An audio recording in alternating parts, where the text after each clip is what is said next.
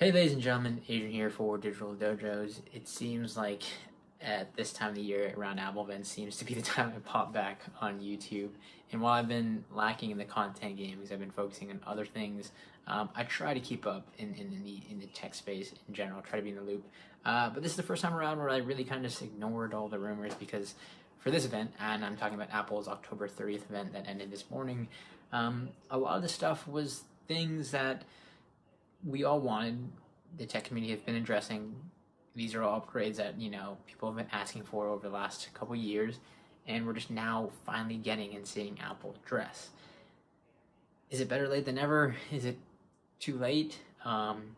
Let's kind of walk through that. First, let's talk about the three major things that were announced in terms of upgrades at this event, starting off with that of the MacBook Air.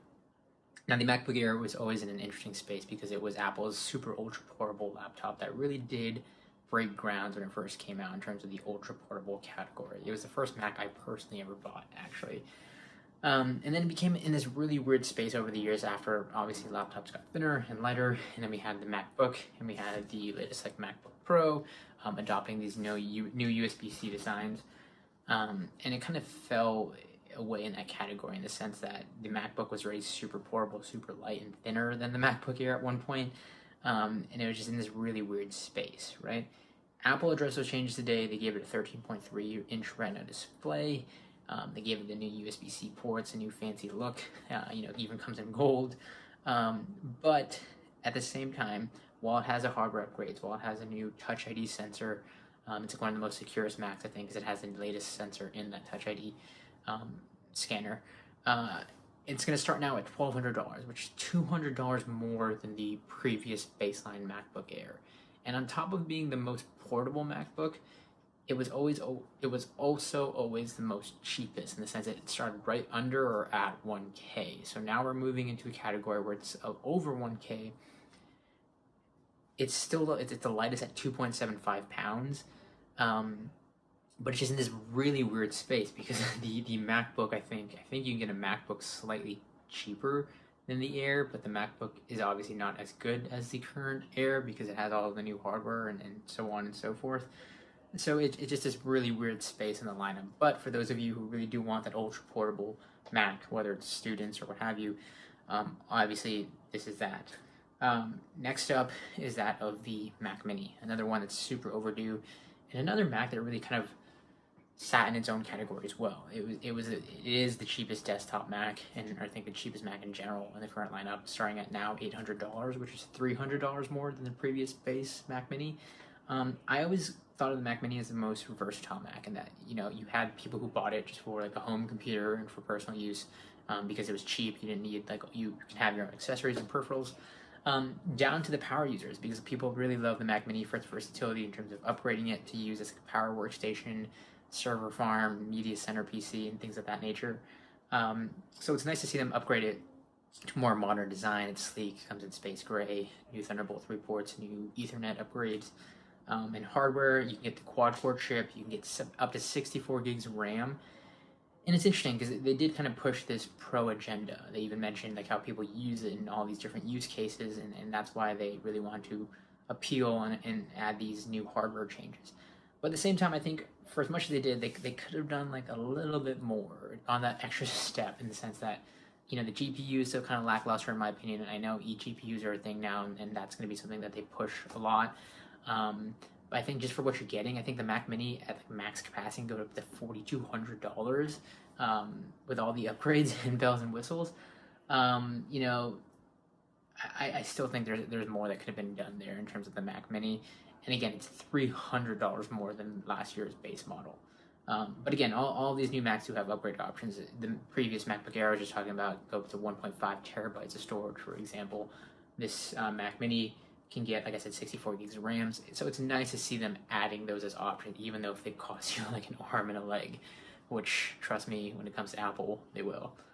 Last but not least was that of the iPad Pro. And this was probably the standout of the whole event.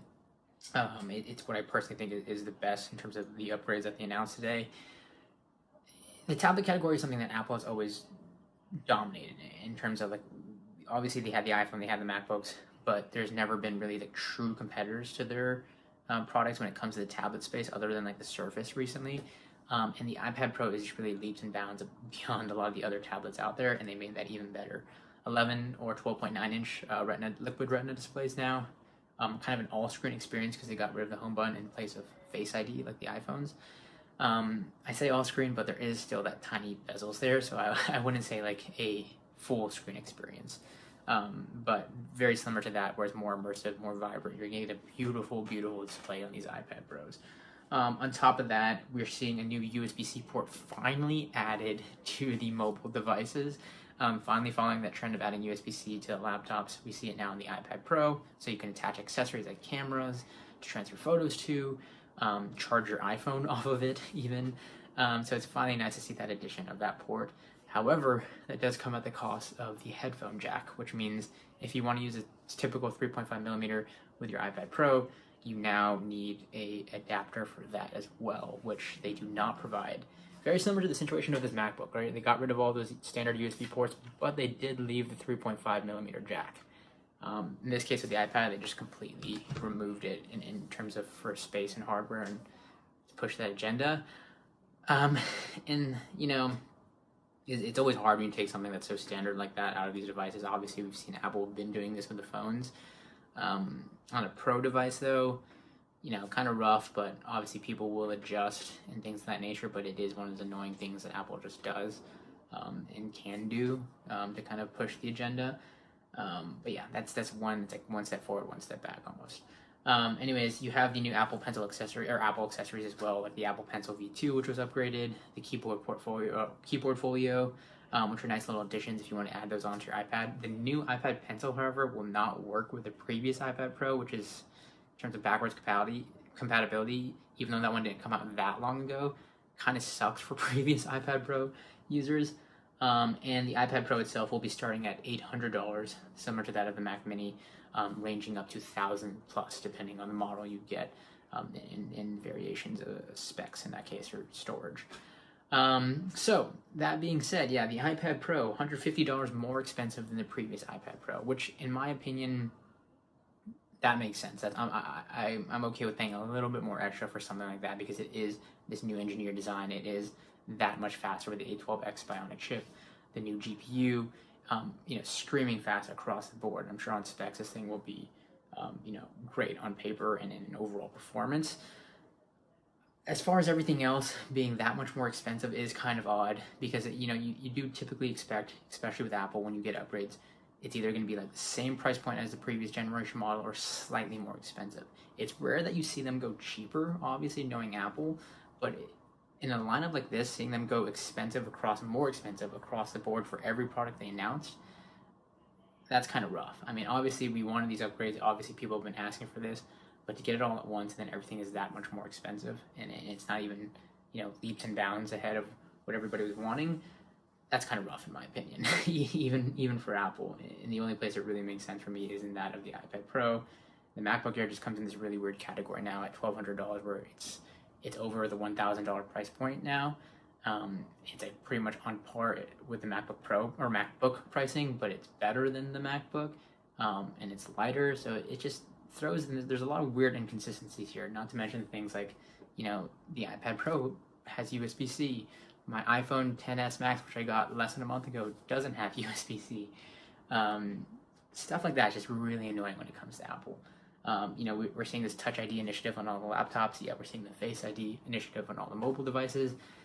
Obviously, these are things that take time to iterate. These are things that will take time to kind of unify across the product line. But when you're in a space like this at this current point, it is kind of frustrating and annoying as an end user, as a power user, and just as an overall tech enthusiast.